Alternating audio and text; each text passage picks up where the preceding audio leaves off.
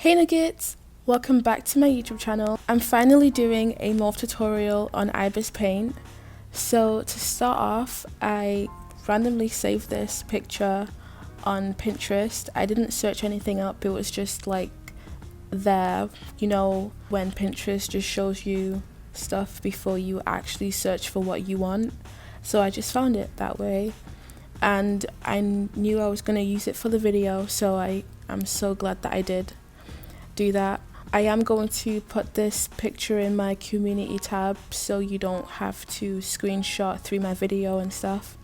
I also put a filter on this picture because I wanted the hair to be darker so that we could easily blend the hair with your avatar's head, and it won't be too hard to repaint after you've done the skin. So yeah, let's start the tutorial. So the first thing that you want to do is obviously bring in your avatar's head into the picture, and how you would do that is the camera icon. So once you have done that, you are going to start erasing your avatar's head a little bit, and don't rush it too much so you don't accidentally remove something you didn't want to.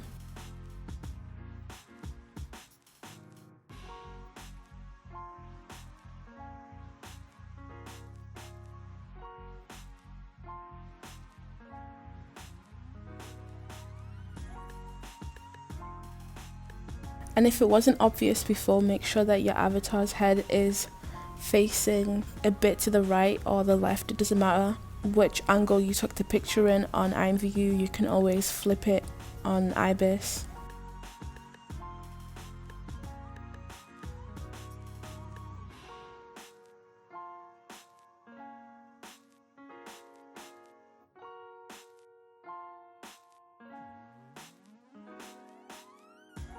When you're done, start trying to fit your avatar's head into the picture.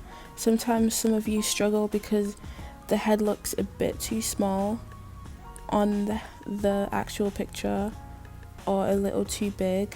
It's kind of hard to explain when it's actually put on the picture right, but you just have to keep looking at it and zooming in and out. And make sure the face in the picture that you're using, there's nothing peeking out. For example, right here, you can still see it a little bit, but when you feel like you've made it fit, just start removing extra head bits of your avatar's head away from the picture.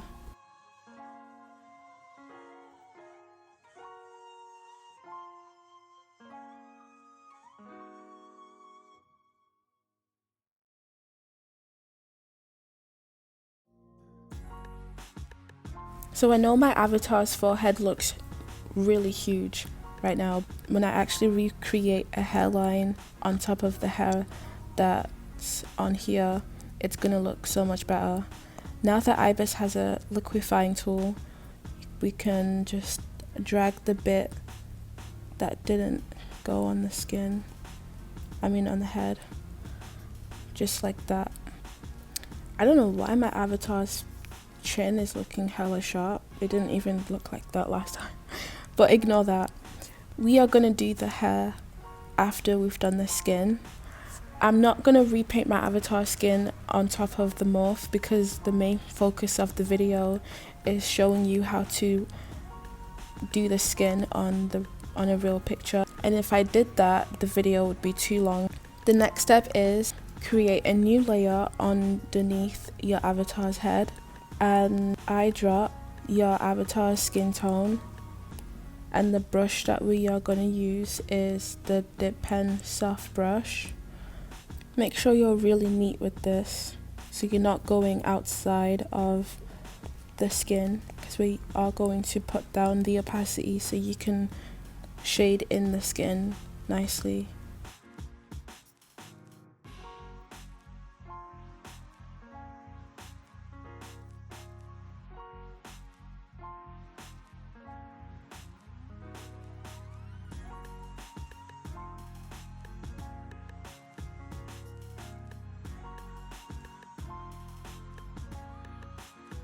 Now when you lower down the opacity, make sure it's not too much. Make sure it still looks like it matches your avatar's skin tone. Because if you do it too much, then it doesn't match, and I've seen morphs that actually look like this. Just let the skin tone from the real picture peek out a little bit, but not too much. So kind of like this. Now you're going to create a new layer on top of that painting, and that's going to be a clipping mask. On your avatar, the next darkest shade, not too dark, but like in the middle, so it should be like down here where you see the circle. So this is like the medium shade, and that's what we're going to start off shading with around here.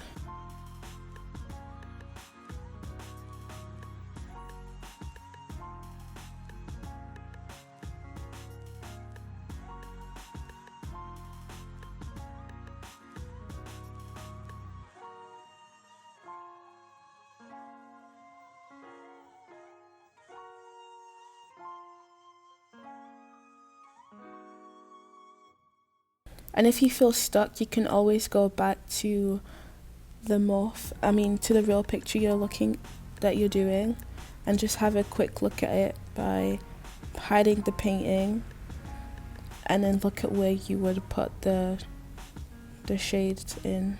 So I'm shading with the blur tool because it's so much better, and I think that's what I used in my other videos before.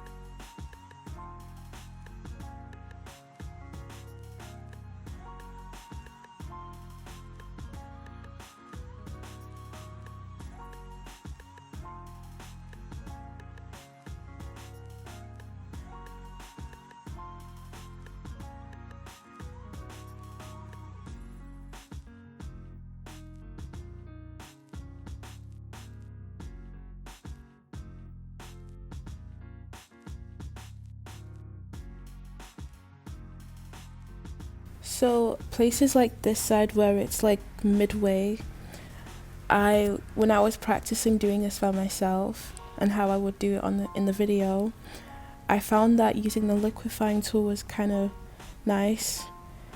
I know it doesn't look like it, but you just want to keep dragging it down like that.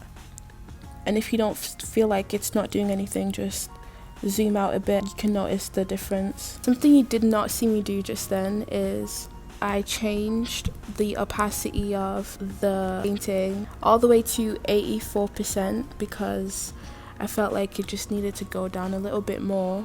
So now after we've done like the base of this, we are going to just carry it on and keep going a bit darker. Remember to always use the clipping mask so it doesn't go outside of the painting. When I mentioned this in my last ibispaint video, a lot of you were so surprised, like you didn't know about this. So I'm glad I'm teaching some of you some new things. On this layer, we are going to focus on the little details, like on her neck right here and her arm right here. We are going to use the same color, we're not going to change it just yet. And just make your brush a little bit smaller.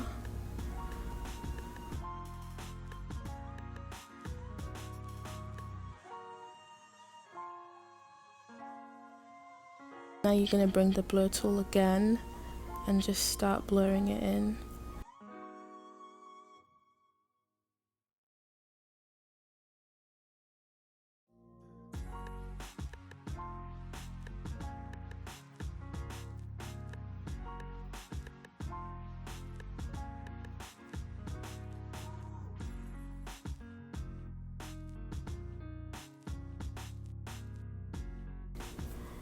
And then I'm just going to create some more darker areas right here. Well, not dark, but a shade of add more color onto this side. And now we are going to add more color into this. Some people don't do this, they just leave it the way it is and then start highlighting. You always want to keep adding more color, especially under the neck, to add a shadow.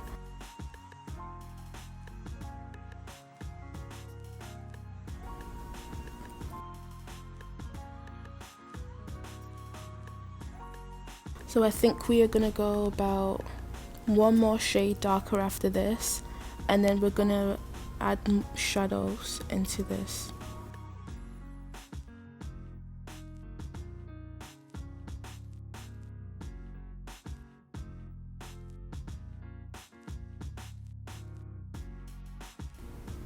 Using the blur tool again.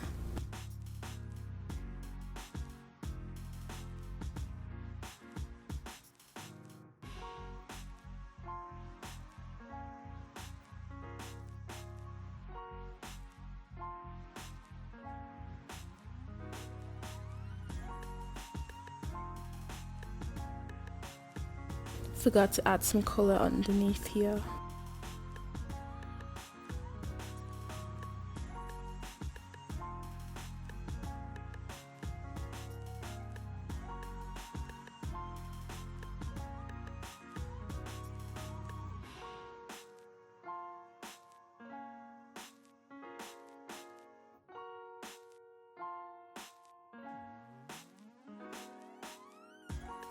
So I added more color on this side of her shoulder. It should look like this when you're finished.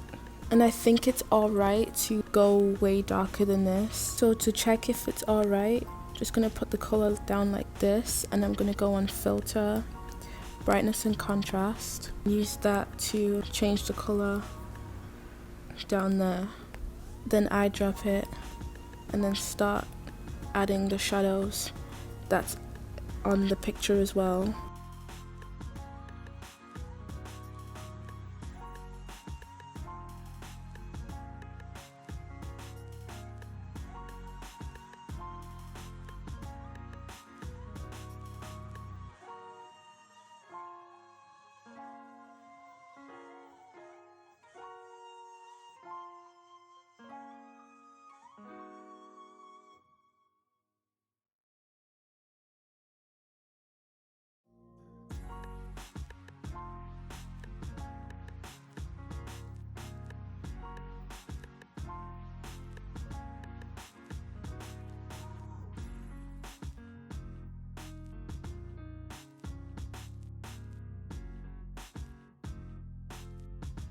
I'm gonna use the liquefying tool to drag the corner of this side like this to create more shape to how that part should look. So all you gotta just do is push it down, and the size is on 40. I'm gonna make a new layer, still using the same color, having the brush size a bit down, and right here. Now we're gonna do some highlighting on this new layer. So we are gonna pick color right here in the middle, and we're gonna make it a little bit lighter.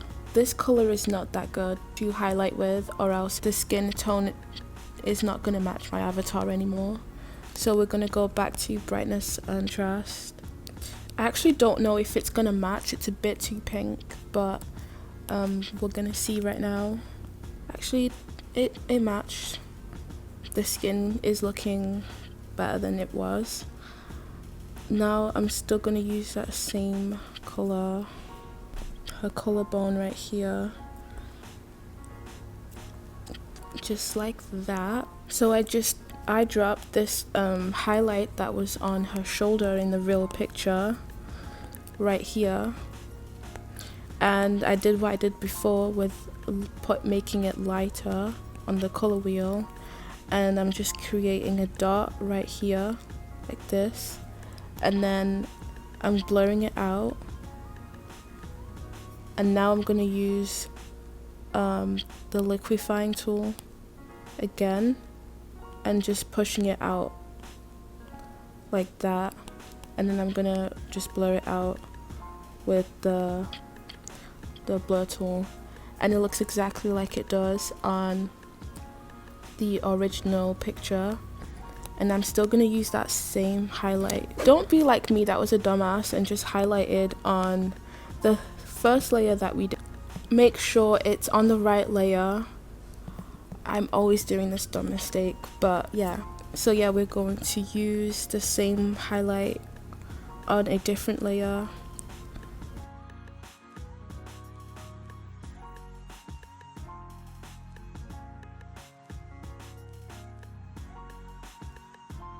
I think it looks alright. It looks better than from my older videos. I know right now it seems like the skin doesn't actually match my avatar's head because I haven't painted it in. But like I said, I'm not doing that in this video. I'm just focusing on actually repainting the skin. Okay, so I want to move on to the hair before this video gets any longer. The brush that we're going to use for the hair is the flat brush point to do the hairline. And the black should perfectly match the real hair. Yes, it does, so I'm really glad I added the filter. I'm going to show you what the picture looked like before I did it. It's gonna take a lot of tries, actually.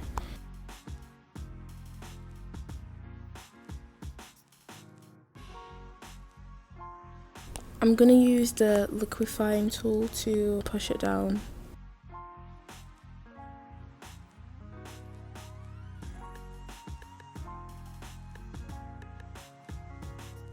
And then I'm going to duplicate .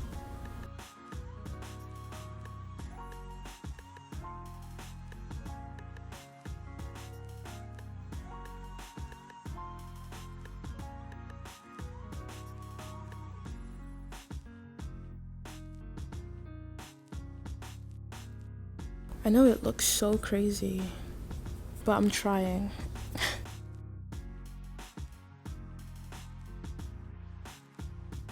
And you just want to fill in the gap. You're gonna go back on your avatar's head layer. What did I say about quiet? Shut the fuck up. Blur this out, and we are going to use the liquefying tool and pushing it out into the middle of the hair.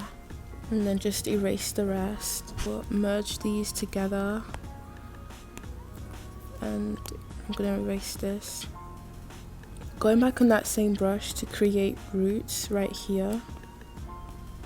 Okay, that looks so bad, but I'm sure you can do it way better than me right now. Been trying to be a little perfectionist in this whole video, but I kept in mind that this is actually really hard for a lot of you. And I shouldn't, you know, be too extra into this. Pretty sure this looks way better than how it looked before.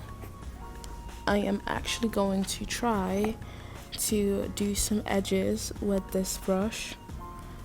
So now we're going to create a new layer. So I found that it's better to just do like short strokes like this.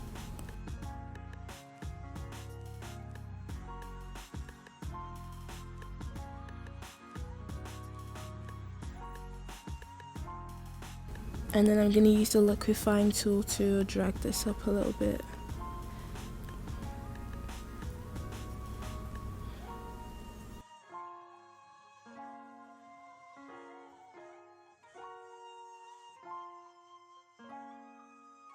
At least I tried. That's all that matters. And using the same brush, I want to make sure I'm still using the same brushes so it's not that confusing to follow. Using the same brush, just going to create hair strands on the sides and here as well.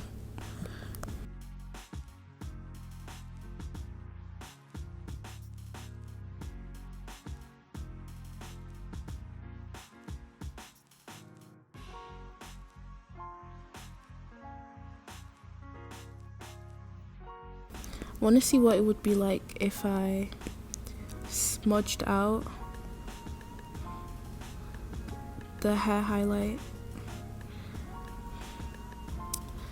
It actually doesn't look bad. So if you just go ahead and smudge it out in up and down, it should look alright.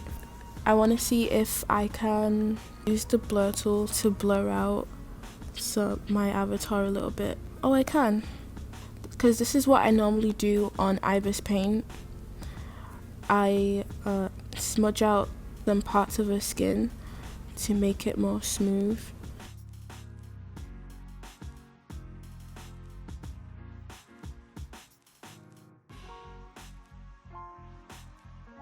Okay, that's all I can do for now because I don't want to do too much. Forget that dot is there because I don't know how that happened. That usually always happens to me. Okay, now the skin matches. I just needed to fix it a bit more with the filter in the brightness and contrast option. So yeah, that's it for this video. I hope I wasn't too confusing. I really thought recording this would have been way better than it should have, but I'm still learning along with a lot of you on this channel. So yeah, and if you did like this video, give it a thumbs up, and if you're new to my channel, please subscribe and turn on post notifications, and I'll see you in my next video.